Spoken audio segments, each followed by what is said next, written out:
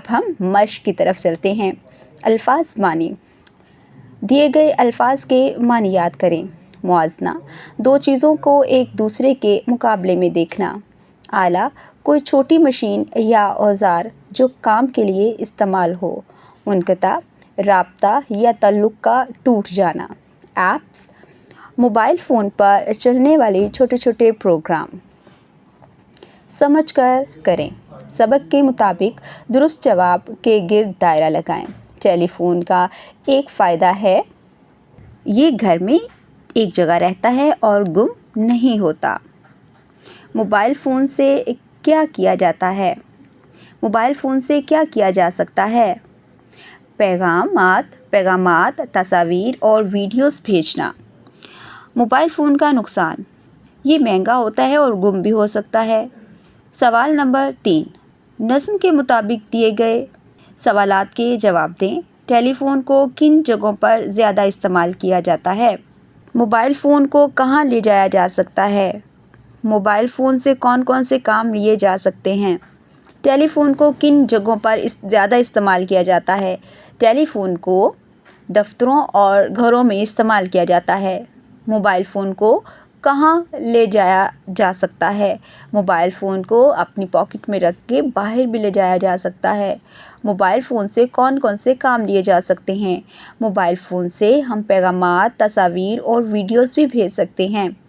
الفاظ کا کھیل۔ دیے گئے بھاری آوازوں والے الفاظ پہچان کر جملوں میں استعمال کریں۔ دھاگا، ہم سوئی اور دھاگے سے کپڑے سلائی کرتے ہیں۔ بھاری، ٹیلی فون ایک بھاری مشین ہے جبکہ موبائل ہلکی۔ سیڑھی، ہم سیڑھی کے ذریعے زمین سے چھت تک جا سکتے ہیں۔ مل کر بات کریں۔ سوال نمبر 5، جماعت میں 2 گروہ بنا کر ٹیلی فون اور موبائل فون کے استعمال اور فوائد پر آپس میں بات چیت کریں۔ قواعد جانیں۔ سوال نمبر 6، دیے گئے تشدید والے الفاظ پہچان کر جملوں میں استعمال کریں۔ معلم، توجہ، قوت۔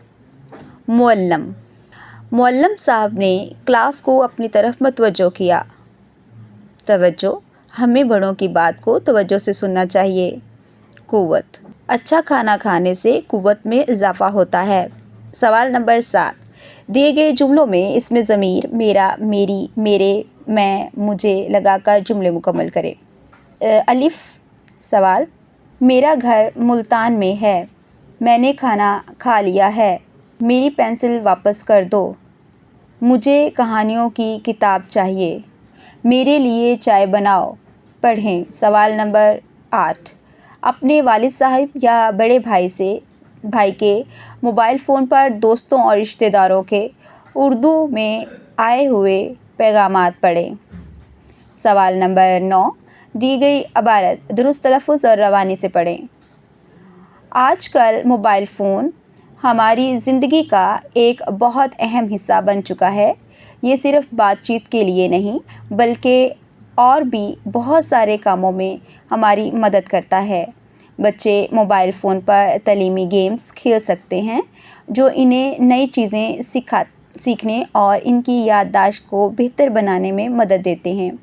اس کے علاوہ وہ مختلف کہانیاں اور معلوماتی ویڈیوز بھی دیکھ سکتے ہیں۔ یہ انہیں دنیا کے بارے میں مزید جاننے کا موقع فراہم کرتے ہیں۔ اگر بچے کے والدین دور ہوں تو وہ ویڈیو کال کے ذریعے یا بآسانی ان سے بات کر سکتے ہیں اور انہیں دیکھ بھی سکتے ہیں۔ موبائل فون پر بچے دلچسپ کہانیاں سن سکتے ہیں اور ان کے تخیل کو پرواز دیتی ہے۔ یہ ہمیں کسی بھی موضوع پر معلومات تلاش کرنے میں مدد دیتا ہے، جیسے کہ مختلف جانوروں کے بارے میں یا نئے شہروں کے بارے میں۔ لیکن یہ یاد رکھنا بھی بہت ضروری ہے کہ موبائل فون کا استعمال ایک مقررہ وقت کے لیے کرنا چاہیے تاکہ ہماری آنکھیں محفوظ رہیں اور ہم صحت مند رہیں۔ یہ ایک مفید آلہ ہے لیکن اسے سمجھداری سے استعمال کرنا چاہیے۔ نیا لکھیں۔ سوال نمبر 10، ٹیلی فون اور موبائل فون کے فرق کے عنوان پر 5 سے 7 سادہ جملے لکھیں۔ عملی کام۔ سوال نمبر 11، سبق کو ڈرامائی صورت میں جماعت کے کمرے میں پیش کریں۔ برائے اساتذہ اکرام، سبق کے حاصلات تعلم کا تعین اس لیے کیا گیا ہے تاکہ پڑھانے کے عمل کو بہتر بنایا جا سکے۔ الفاظ کا درست تلفظ طلباء کو بتائیں، سبق درست تلفظ اور روانی سے پڑھیں، پھر طلباء کو پڑھنے کا کہیں۔ موقع محل کی مناسبت سے طلباء کی اصلاح کریں تاکہ وہ سبق پڑھتے وقت مخصوص لہجے کو اپنا سکیں۔ طلباء کو الفاظ کے معنی یاد کروائیں۔ مشق میں دی گئی مہارتوں سننا، بولنا، زبان شناسی، پڑھنا، لکھنا کے سوالات حل کرنے میں طلباء کی مدد کریں۔ طلباء کو قواعد کی دہرائی وقتاً فوقتاً کروائیں۔ پیارے بچوں، آج ہم نے ٹیلی فون اور موبائل فون میں کیا بہتر ہے اس کے بارے میں پوری ایک مکالمے کی شکل میں کہانی پڑھی اور اس کے بعد اس کی مشق کو بھی خود حل کرنے کی کوشش کی ہے۔ امید کرتی ہوں آپ نے بہت کچھ نیا سیکھا ہوگا۔ مزید سیکھنے اور جاننے کے لیے ہمارے ساتھ رہے گا۔ ملتے ہیں اگلی ویڈیو میں، تب تک کے لیے خدا حافظ۔